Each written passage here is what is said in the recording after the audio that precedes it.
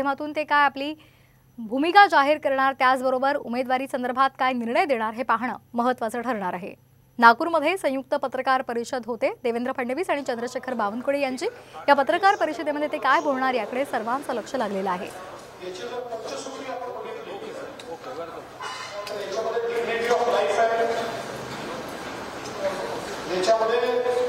Quality of life आहे,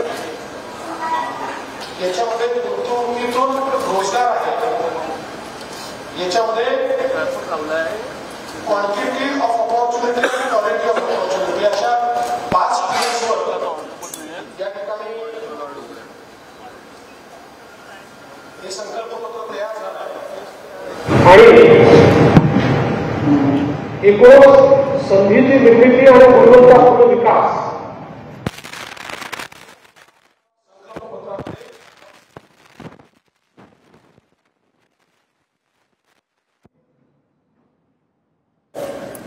आणि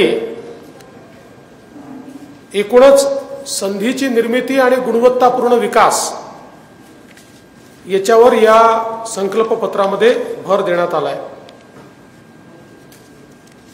हा जो काही संकल्पपत्राचा मसुदा तयार झाला, याकरता जी समिती तयार करण्यात आली होती, त्या समितीला 15 लाख सूचना लोकांकडून प्राप्त झाल्या होत्या। नमो ॲपवर 4 लाख सूचना प्राप्त झाल्या होत्या आणि वेगवेगळ्या व्हिडिओजवरनं 10 लाख सूचना या प्राप्त झाल्या होत्या। त्यामुळे देशभरामध्ये अतिशय व्यापक अशा प्रकारचं चर्चेतून हे संकल्पपत्र इव्हॉल्व झालं आहे आणि त्यातनं मोदीजींच्या गॅरंटी समोर आल्या आहेत।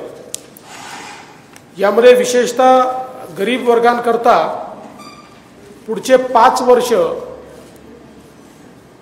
80 कोटी लोकांना रेशनचं अन्न हे मोफत देण्याचा संकल्प करण्यात आलेला आहे, त्याची गॅरंटी देण्यात आलेली आहे।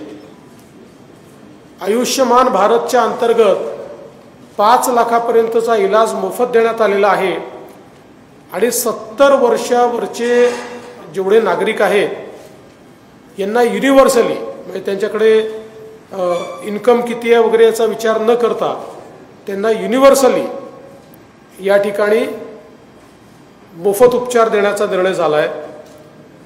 ट्रान्सजेंडर्सचाही समावेश आता आयुष्यमान भारतमध्ये झालेला आहे। PM आवासच्या अंतर्गत 3 कोटी नवीन घरं हे त्या ठिकाणी उपलब्ध करून देण्यात येणार आहेत। त्याचप्रमाणे आपली जी घरगुती गॅसचं कनेक्शन आहे, सिलेंडरची पद्धत कालबाह्य करून प्रत्येक घरी पाईपच्या द्वारे गॅस देण्याचा निर्धार या ठिकाणी करण्यात आलेला आहे। आणि विशेषतः प्रधानमंत्री सूर्यघर योजना यामध्ये पहिल्या टप्प्यात 1 कोटी घरं आणि हळूहळू याचा विस्तार होणार आहे। या घरांना सोलरची संयंत्र देऊन त्यांचं विजेचं बिल 0 करण्यात येणार आहे। त्यांना विजेचं बिल द्यावं लागणार नाही, म्हणजे गरिबाला हळूहळू वीज या माध्यमातून मोफत मिळेल अशा प्रकारची व्यवस्था करण्यात आली आहे। आणि मुद्राचं जे कर्ज होतं 10 लाखापर्यंतचं कर्ज हे विना तारण आणि विना गॅरंटीचं मिळायचं, आता ते 10 लाखावरनं 20 लाख करण्यात आलंय। आणि मुद्रा योजनेची सगळ्यात महत्त्वाची जर आपण ट्रॅक रेकॉर्ड पाहिला तर याच्यामध्ये जवळपास 60% महिला आहेत की ज्यांना मुद्राचं लोन मिळालेलं आहे। त्यामुळे मोठ्या प्रमाणात सामान्य घरच्या ज्या महिला आहेत त्यांना पायावर उभं राहण्याकरता 20 लाखापर्यंतचं कर्ज आणि तरुणांनाही 20 लाखापर्यंतचं कर्ज कुठल्याही व्याजाविना आणि कुठलेही तारण दिल्याशिवाय या ठिकाणी मिळणार आहे। शेतकऱ्यांकरता या ठिकाणी मोठ्या प्रमाणात तरतुदी करण्यात आलेल्या आहेत. विशेषतः PM किसानच्या अंतर्गत 6,000 रुपये